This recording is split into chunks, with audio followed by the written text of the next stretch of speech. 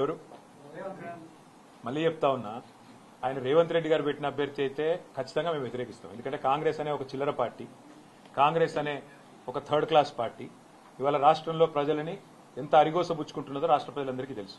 మరి అట్లాంటి third class ముఖ్యమంత్రి, థర్డ్ క్లాస్ పార్టీ పెట్టిన అభ్యర్థిని మేము సమర్థిస్తారని మీరు ఎట్లా అనుకుంటారు? నాకు అర్థం కాదు. ఇంకోటి, ఇవాళ జరుగుతున్నది ఏంటంటే ఒక డ్రామా, ఉపరాష్ట్రపతి ఎన్నికల విషయంలో డ్రామా.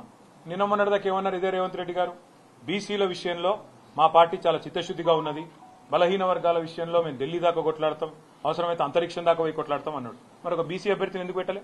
అంత ప్రేమ ఉంటే తెలంగాణ నుంచి ఒక బీసీ అభ్యర్థి దొరకలేదు, ఒక కంచయ్య గారిని పెట్టేది ఉండే.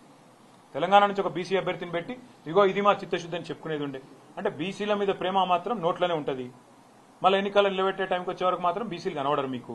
అట్లాంటి మీ మాటలు మేము నమ్మాలి, మీ మాటలు నమ్మి మళ్ళీ మీ వెనక నిలబడాలి. నేను అడుగుతా ఉన్నామ్మా, మీరేమైనా మెహర్బాన్ చేస్తుండ్రా మాకు? మేము సర్వస్వతంత్రమైన పార్టీ, మేము డెఫినెట్ గా ఎన్డీఏలో లేము, ఇండియాలో లేము. మేము మా మోడీ మా బాస్ కాదు, రాహుల్ గాంధీ మా బాస్ కాదు, తెలంగాణ ప్రజలు మా బాసులు. వాళ్ళ ఆలోచనకు అనుగుణంగా, వాళ్ళ అభిప్రాయానికి అనుగుణంగా మన నిర్ణయం ఉంటుంది. ఇక్కడ ఒకటి మాత్రం వాస్తవం, రెండు పార్టీలు దొందు దొండేనండి. కాంగ్రెస్ బీజేపీ రెండు కూడా దొందు దొందే. తెలంగాణను ఇద్దరు కూడా ముంచినోళ్లే. 11 ఏళ్లు బీజేపీ ఏం చేయలే, 2 సంవత్సరాలకు 20 నెలలుగా కాంగ్రెస్ ఏమీ చేయలే, ఇచ్చిన ఒక్క మాట నిలబెట్టుకోలే. ఆ ఇద్దరు అభ్యర్థులను మేము అంత సీరియస్ గా తీసుకోవాల్సిన ఆలోచన ఉంటుందని నేనైతే వ్యక్తిగతంగా అనుకోను. కానీ